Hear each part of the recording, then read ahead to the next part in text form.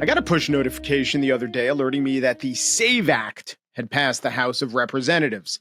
If it passes the Senate, it could disenfranchise nearly 70 million married American women. Huge if true.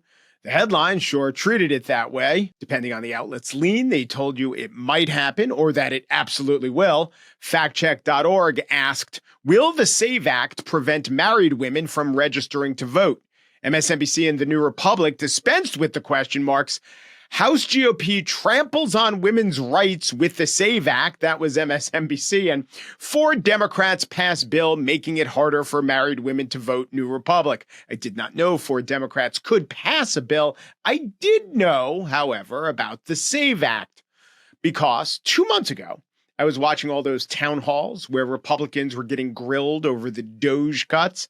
And in several of the town halls, really several, the SAVE Act came up. The idea that Congress had passed a law requiring people who change their names, typically married women, to dig up birth certificates they might not have ready access to. Here's Representative Rich McCormick dealing with that claim in his Georgia district. This means that me and 69 million women like me who have taken their spouse's last name will not be eligible to vote. I want you to look me in the eye and tell me why you are trying to take away my right to vote.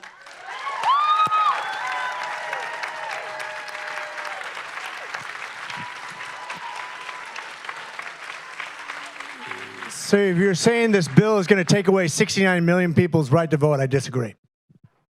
Every single news outlet, Fox, CNN, every news outlet that is reporting on this are saying that it is going to make it incredibly difficult for any woman who has a married last name to vote. It is a voter suppression law that you signed on as a sponsor of, and I want to know why you're scared for me to vote.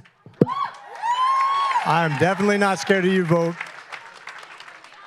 Again, huge if true, but I'm here to tell you I do not think this will happen, and there are 5 reasons that married women aren't about to be disenfranchised by the SAVE Act.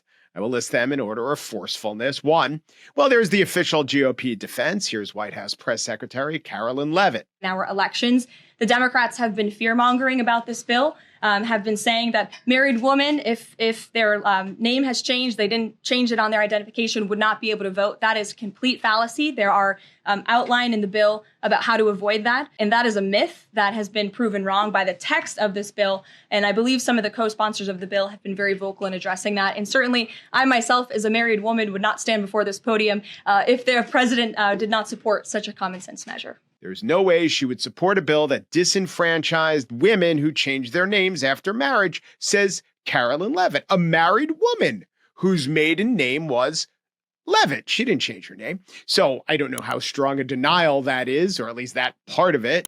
Overall, let's say myth, mostly not proven to be a myth. But let's pay attention to when she talked about the language of the bill. Okay, the bill does allow states to determine ID requirements. So, for example, a state can require citizen to appear on driver's licenses. New York right now already does this with its real ID. So, yes, Republican states could choose to make it harder to prove citizenship.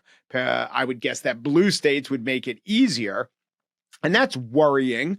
But this law does not mandate voter suppression. It perhaps you could say enables it, but I'm going to get to how logical or how strategic that enabling is. But if a state wants to go there, I'm not going to say there's not an opening. But here's why I question how much Republicans want to push on this. This is point number 3. Married women vote Republican. Here's what makes the whole theory that Republicans are targeting married women somewhat nonsensical. According to exit polling from NBC News, non-married women voted for Vice President Kamala Harris by 59% to 38%. Married women voted for President-elect Donald Trump by 51% to 48%. And in the other exit poll, the AP one, 53% of married women voted for Trump. Let's take Trump out of it and just go by party preference overall. Pew found married women favor Republicans by 5% over Democrats. Why would the GOP want to suppress a core of its own base? Here's the 4th reason why it's not going to become a law. The bill passed the House 220 to 208. 4 Democrats joined all the Republicans voting for it. This is a Republican bill. But to get past the Senate filibuster, Republicans need 7 Democrats to join them. That is not going to happen.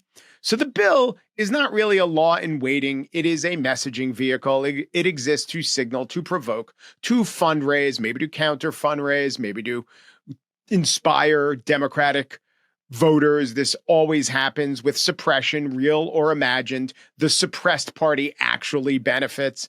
I don't know, maybe a bit of it is to reassure the base. It's not functionally going to change voting laws. And number 5, and this is the real trend, voting is getting easier in America.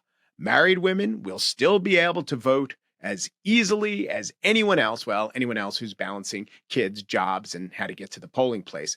But in reality, getting to the polling place not nearly as important as it used to be on one specific day. Voting access is expanding. Only 3 states don't allow any form of early or in-person absentee voting, and fewer than 10 still require a valid excuse to vote absentee. So the forces of voter suppression, they are getting beat back overall, ironically, just in time to benefit the very people who are trying to suppress the vote, the Republicans.